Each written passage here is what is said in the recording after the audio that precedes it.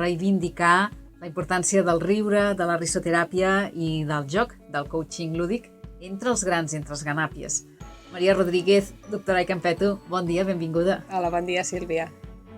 Reivindiquem el coaching lúdic, reivindiquem la risoteràpia, però avui, a més, la doctora ve amb un advertiment, i és que no ens creiem tot allò que ens explica en aquestes consultes radiofòniques. Sí.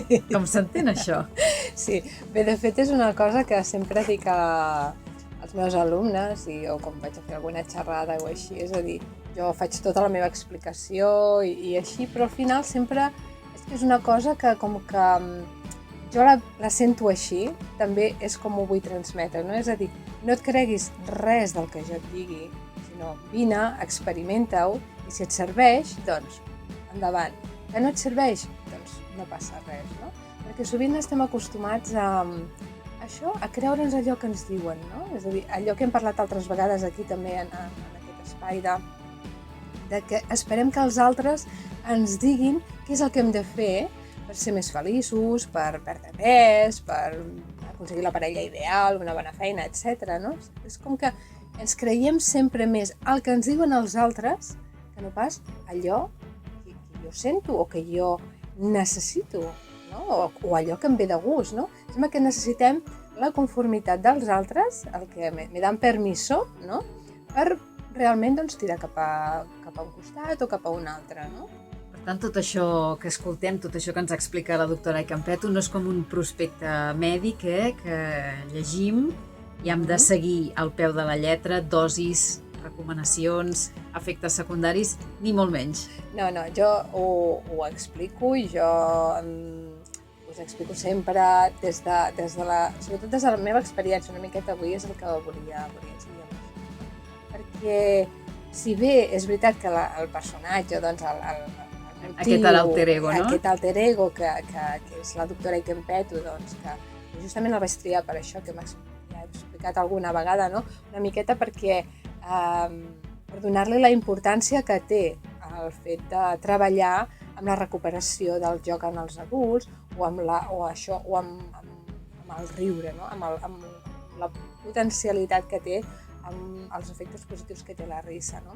És això, no? Que sembla que si t'ho diu un metge, doncs aleshores va de sèrio, no? Home, creus a pies juntilles. Oi? Sí. I és veritat això, clar, perquè la gent és un metge, evidentment, no? Vull dir, es forma, un metge, un advocat, que sigui, no? Les professions, la gent que ens formem en una cosa, evidentment, no? Doncs estàs format, has estudiat i tens una experiència que serveix per poder ajudar els altres, no?